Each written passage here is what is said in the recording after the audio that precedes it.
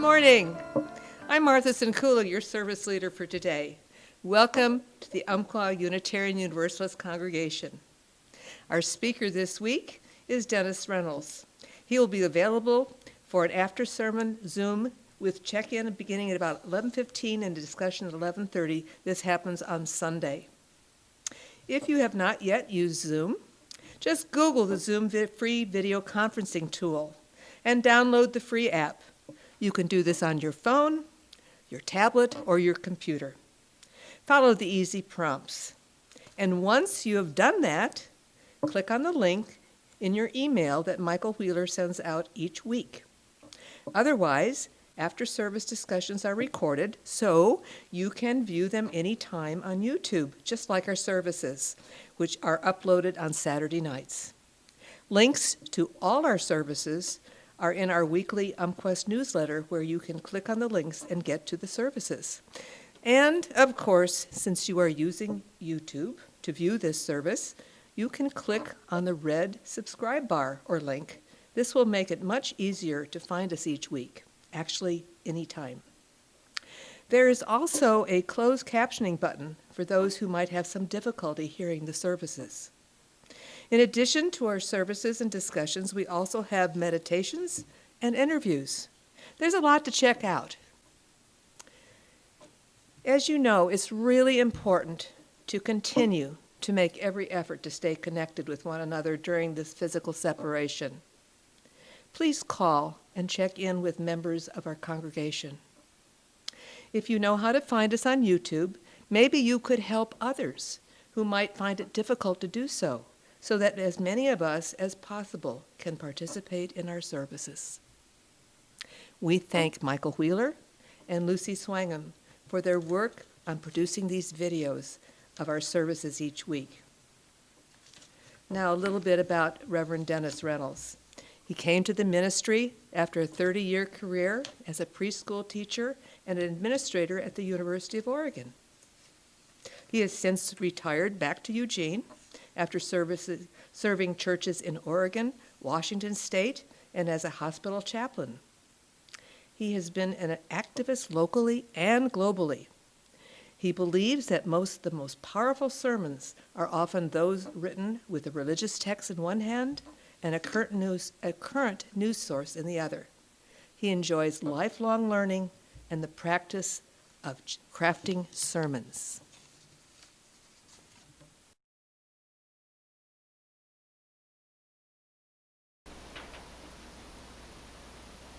The words of our chalice lighting are gifted to us from Reverend Mark Ward. As chill winds blast the last autumn leaves from the trees, we gather with new purpose. In each other's company, we find warmth against the approach of winter's cold. We look to the bounty of harvest to sustain us while the earth sleeps, and we attend again to the wider circles of relationship, reminded of the connections on which we depend.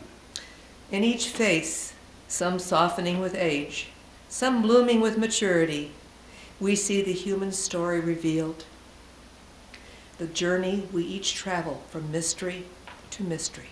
There is cause for gratitude for the love we share, even if imperfect and not always fully realized. Every day of our journeys, we are given new opportunities to accept and to give love.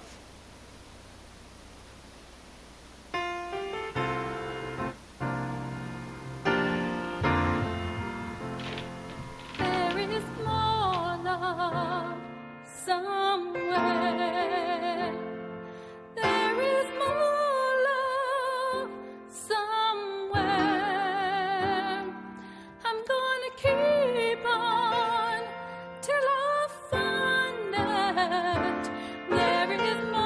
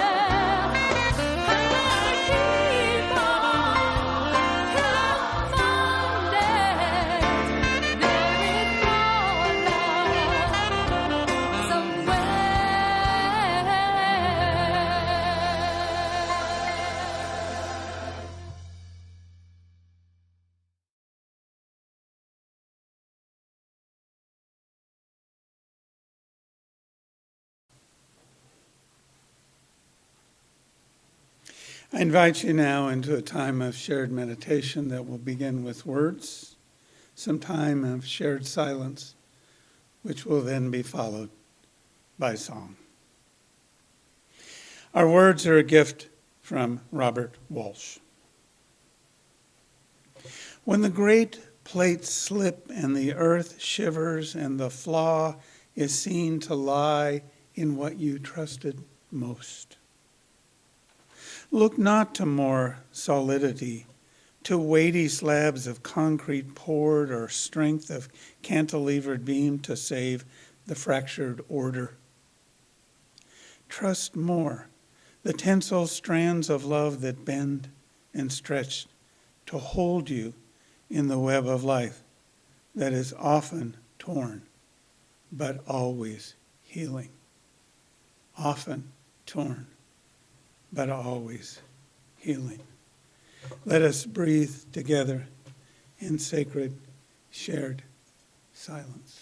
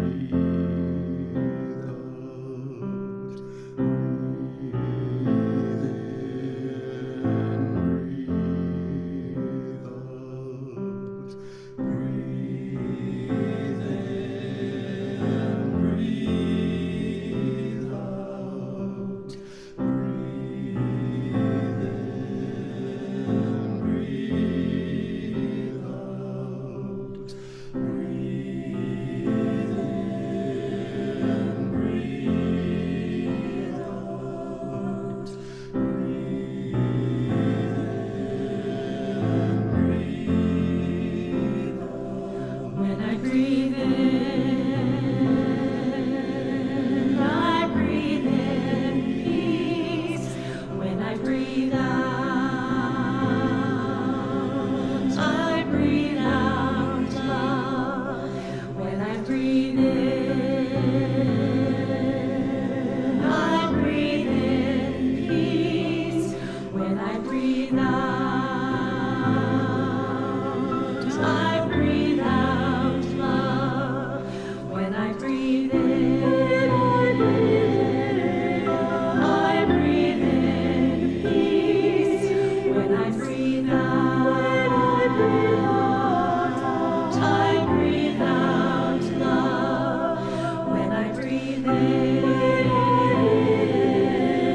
I breathe in peace. When I breathe out, I breathe out love. When I breathe in, I breathe in peace. When I breathe out, I breathe out love.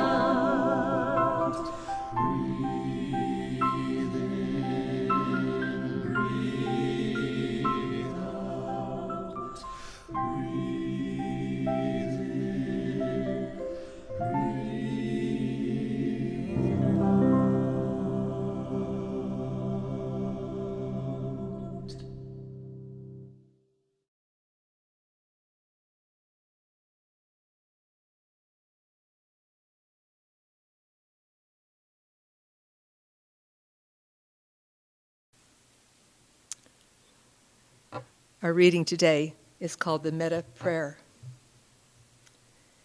May all beings be happy and at their ease. May they be joyous and live in safety. All beings, whether weak or strong, omitting none, in high, middle, or low realms of existence, small or great, visible or invisible, born or to be born. May all beings be happy and at their ease. Let none deceive another, nor despise any being in any state. Let none by anger or ill will wish harm to another, even as a mother watches over and protects her child, her only child. So with a boundless mind should one cherish all living beings, radiating happiness over the entire world above and below and all around without limit. So let one cultivate a boundless goodwill toward the entire world, uncramped, free from ill will or enmity. Blessed be.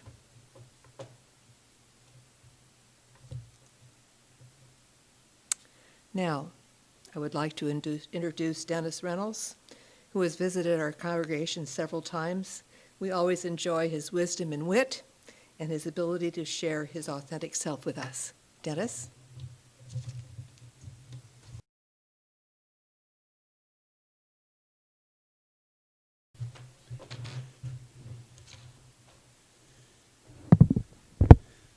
Thank you, Martha. That reading, the Buddhist metta prayer or loving kindness prayer, is part of my daily meditation practice. My wife Suzanne and I recite it nearly every day. It is admittedly highly aspirational. I am far from being able to bring it fully into my daily life, but I do endeavor to be day by day a little more accepting of all, seeking, as we note in our Unitarian Universalist principles, to affirm and promote the inherent worth and dignity of every person. And that includes those with whom I strongly disagree.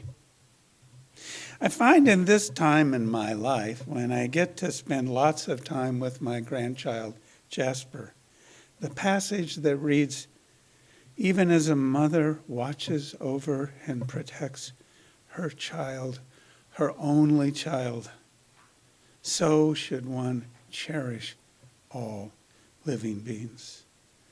I find that passage particularly moving. Jasper, by the way, is not an easy baby to get to sleep. He often only falls asleep when nursing or when with dad or grandma or grandpa being rocked with a bottle. He also stirs easily, and thus we sometimes let him sleep for a while on whichever loving adult is holding him at that moment. Holding Jasper in my arms for an hour and sometimes a bit longer while he sleeps is my deepest and most profound spiritually grounding practice. Now, that aspirational message of the metta prayer of my morning practice offers something I can seek to move towards. And even though my mind is often far from boundless, perhaps I can, through practice, through my intentions and my daily actions, with a little help from Jasper, get a wee bit closer step by step and day by day to such mindful and love-filled living. It certainly beats the alternative of getting caught up in the all too intense divisiveness we are witnessing in our country. Though the election seems to have been finalized, the vitriol and harsh accusations and counter-accusations that have arisen are far from silent. I have, though, seen some hopeful signs that things may actually be getting better. Amongst them was a heartfelt Facebook post from my nephew Eric, who is politically and religiously far more conservative than I am. In his post, Eric called for less animosity, for simply agreeing to disagree respectfully. He and I agree there is far too much distrust, too much labeling those we disagree with them or with them as other, somebody else. It's those people. There is simply too much hate and too little love. We in the United States are deeply divided. We forget that we are all part of the same human family. Perhaps there are ways, perhaps there are practices and attitudes and emotions that can guide us towards a path that can bring us closer. My mentor minister for many years, the Reverend Carolyn Colbert, a lifelong universalist, often began Sunday services with the message, "We are loving and caring people, but sometimes we forget. We come together in church to remember. To remember that we are connected. Reminders of this loving connection are offered to us from many faith traditions. Thich Nhat Hanh, the contemporary Buddhist teacher, offers that we are here to awaken from the illusion of our separateness. A verse in the Dhammapada, an ancient collection of verses attributed to the Buddha, states that hatred does not cease by hatred at any time. Hatred ceases by love. This is an unalterable law. The Sufi poet Rumi advised that love is the bridge between you and everything. The Reverend Dr. Martin Luther King Jr. reminded us that hate cannot drive out hate.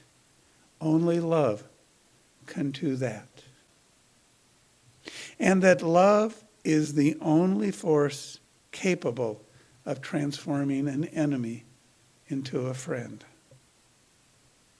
The Reverend Dr. King's faith in the power of love emerged from and was sustained by his immersion in the teachings of the Christian church. The Apostle Paul, in his epistle letter to the church in Corinth in the first century of the Common Era, a missive that is included in the Christian Bible as 1 Corinthians, describes such love. He said, "Love is patient, love is kind, it does not envy, it does not boast, it is not proud. It does not dishonor others, it is not self-seeking, it is not easily angered, it keeps no record of wrongs. Love does not delight in evil, but rejoices with the truth. It always protects, always trusts, always hopes, always perseveres." Always perseveres. The Rebecca Reverend Parker, past president of Starr King School for the Ministry, our Unitarian Universalist West Coast Seminary, tells us that even when our hearts are broken by our failures or the failures of others cutting into our lives, even when we have done all we can and life is still broken, there is a universal love that has never broken faith with us and never will. There is a universal love that has never broken faith with us and never will. Such teachings have long been part of our Unitarian Universalist faith tradition, especially on the Universalist side of our family tree. You see, we UUs are the church with the too long name, Unitarian Universalists, that came into being when in 1961, the American Unitarian Association and the American Universalist Church officially merged to create the Unitarian Universalist Association, the UUA. Prior to that time, we were not UU, but two separate, though not so very different, liberal faith organizations, the Unitarians and the Universalists, each with its own history and tradition and with increasingly similar theological views. Now, as in most mergers and marriages, there were some things to work out. Like, what do we call this new organization created by this marriage of two faith communities? Like many couples did in the 1960s and 1970s, our faith family kept both names, Unitarian and Universalist. We also merged our logos to create a new visual symbol of the UUA. The post-merger version became the chalice, surrounded by two circles, two overlapping circles. The chalice had been the symbol of the Unitarian Association, and the circles came from the symbol of the Universalist Church. The pre-merger Universalist symbol had included within those circles a small Christian cross. Recognizing the midst of what had become a diverse faith, our Christian heritage. It's important to remember, I believe, that both sides of our UU family were historically Christian, and some of us still are Christians. Today, though, many of us identify as pagan, as Buddhist, as humanist, as Jewish, as Muslim, or draw from many of these sources. Now, I have to tell you, I'm not a fan of more recent iterations of the chalice logo that the UUA uses.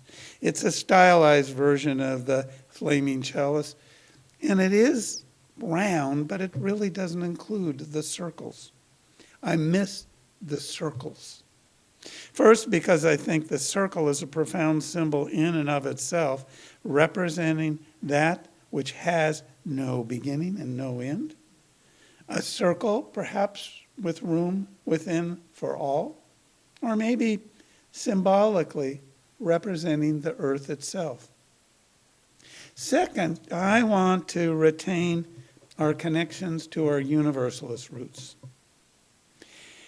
Some of us suggested it would be simpler to just call us Unitarians, but that's problematic for some of us. I have a confession to make. I am one who considers myself more a Universalist than a Unitarian. I suggest that Unitarian might be an adjective describing what kind of Universalist I am. Now, some of that commitment to Universalism comes from my own personal history. I was raised within a very conservative Christian faith tradition, the Nazarene Church, which some have described as the right wing of the Methodist movement. Within that tradition, belief in divine judgment, in damnation, in punishment for sins through an eternity in hell is central, and was for me a very scary teaching. Such notions they filled me with fear at the time, and shadows of that fear still haunt the corners of my psyche, in spite of years of therapy. So when I encountered Universalist teachings, which rejected the whole concept of hellfire and damnation, I knew that this was the church for me. That rejection of such punishment for sin and theology, a theology that celebrates love as central, is still the most appealing part of Unitarian Universalism. A universal love that, as Reverend Dr. Parker tells us, has never broken faith with us and never will. Now, this kind of universalist love is not some New Age construct, but rather part of a faith that has a rich history, a history expressed in some of the earliest Christian teachings and writings. Some trace the beginnings of Christian-based universalism back to the early Christian theologian and philosopher Origen of Alexandria, who lived from 185 to 254 of the Common Era. As many of you know, in the first couple of centuries of early Christianity, there were a number of different Christianities, maybe as diverse as the number of denominations that exist now. There were Pauline Christians, Lucian Christians, Gnostic Christians, and many who were seeking how to best interweave Christian teachings with the philosophical notions of the Greeks. Origen of Alexandria was the most renowned of those Christian scholars. Amongst the precepts attributed to Origen was the first known written articulation of Christian universalism. Origen, you see, did not believe in the internal sufferings of sinners in hell. For him, all souls, including the devil himself, will eventually achieve salvation, even if it takes innumerable ages to do so. For Origen believed that God's love is so powerful as to soften even the hardest heart. Now, unfortunately, such teachings did not continue to be amongst those deemed truth within the Christian tradition. The Great Council of Nicaea was convened by the Roman Emperor in 325 CE. It was that council, you may recall, that determined what beliefs would be deemed true Christianity, what books would be included in the Bible, and what teachings would be considered part of canon law. Those approved teachings and writings did not include the Gnostic Gospels like the Gospel of Thomas, nor did they include the universalist notions voiced by Origen and others. Such teachings and writings were deemed heresy, false teaching. And since the Christian church soon became by decree the official church of the Roman Empire, they were violations of the law of the land. As you know from your recent explorations of the Gospel of Thomas, Gnostic notions were not completely extinguished, and neither were the writings of Origen. Moving forward a few centuries, Christian universalism began to surface again in England in the 1600s. In the early 1700s, it was brought to America by John Murray and others. Murray's arrival story will perhaps share some other Sunday. It's a good story. Now, this religious base based on love began to spread.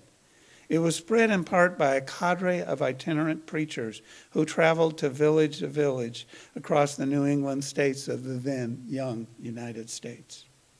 Now, there's a statue in the state capitol grounds in Salem called the Circuit Rider that offers us an image of what those preachers endured as they traveled, with few possessions, in good weather and bad, to spread a loving message of salvation to all. Chief among those circuit riders was Hosea Ballou, whom many came to call the father of American Universalism. Ballou not only traveled from town to town, but also wrote down his thoughts about a loving God. One of his most significant works was an essay titled A Treatise on Atonement, which was first published in 1805. In true, what would now fit UU fashion, he revised it over the years, for his heart and mind was open to changing and growing. The final version was published in 1832. We too, as UUs, are encouraged to do likewise and to keep our minds and hearts open to continuing growth and change. Ballou, after he left his itinerant travel, served congregations in Portsmouth, New Hampshire, and Salem, Massachusetts, and in time in Boston, which was then the cultural center of New England, and the home headquarters of both the Unitarian and Universalist churches. I'd like to share a story today drawn from Ballou's days of traveling ministry that tell much about his ministry and his Universalist message. You see, Ballou had been traveling between villages and was offered hospitality by a farmer who lived outside of a small village. The farmer and Ballou had finished a hearty meal and spent time sitting around the fire, sharing thoughts and beliefs. As the night moved on, the farmer led Ballou out to his snug barn where the preacher would be bedding down for the night. He warned, though, the traveling preacher, that there was a good chance he might be awakened during the night. Pastor, said the farmer, I have a son who goes into the village almost every night. And you see, Reverend, he has fallen from the way. And he goes into town and he drinks and he gambles and he does, I dare not imagine what else. And then he comes home full of boasting and shouting and swearing. Baloo offers solace. And then he says to the farmer, friend, I have a plan of what we might do about your son and his wayward ways. We will go out onto the roadway some distance from the farm and we'll build a big fire off the path. Then you wait on the road, and when your son comes along heading towards home, you step out into the road and take his horse by the reins, and I will come out of the bushes, and together we will pull him down off of that horse. Then we'll drag him over to the fire and throw him into it. That will teach him a lesson and offer punishment for his sinful ways. But Pastor Baloo, the farmer pleads, he is my son, and I love him so very much. And even though he has done wrong, I cannot throw him into the fire. I love my child too much to do that. Right you are, my friend, says Baloo. And so it is with the Holy Father. God so loves all his children, and even when they fall from the way, he loves them still, and would never condemn any of them to burn in a fire. For God so loves all his children. Therein lies the core of Baloo's universalist teaching. The divine is loving, and loving is divine. God's love, or as Parker names it, universal love, is a love that has never broken faith with us and never will.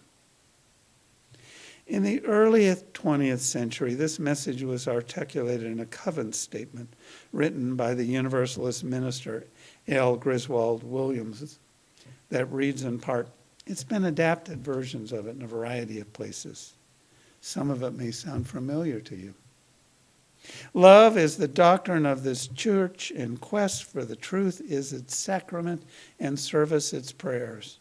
To dwell together in peace, to seek knowledge and freedom, to serve human need. Thus do we covenant together with each other and with God. Now our Unitarian predecessors also embraced a centrality of love. The covenant statement adopted by the Unitarian Church of All Souls in Evanston, Illinois back in 1894 reads, love is the spirit of this church, and service is its law. This is our great covenant, to dwell together in peace, to seek the truth in love, and to help one another. This covenant was edited by the Unitarian Universalist congregation of Whidbey Island, where I served previously, to read, love is the spirit of this church, and service is its practice. It seems we UUs have been editing and rewriting our faith statements for a long time. And yet, whether we say doctrine or spirit or law or practice, the simple phrase, love is, has not changed. It is at the core of what it means to be a Unitarian Universalist. One of our denominational social justice campaigns is titled Love Resists, and we're called to side with love in the public square. The current mission statement of my home church in Eugene reads, empowered by love, we transform ourselves and serve our world. Empowered by love. Empowered. I'd like to close this morning with the words of Hosea Ballou, words that were a profound message in his time and ring true in our time as well. He said, if we agree in love, there is no disagreement that can do us any injury. But if we do not, no other agreement can do us any good. Let us endeavor to keep the unity of the Spirit in the bonds of peace. May it be so. May we work to make it so.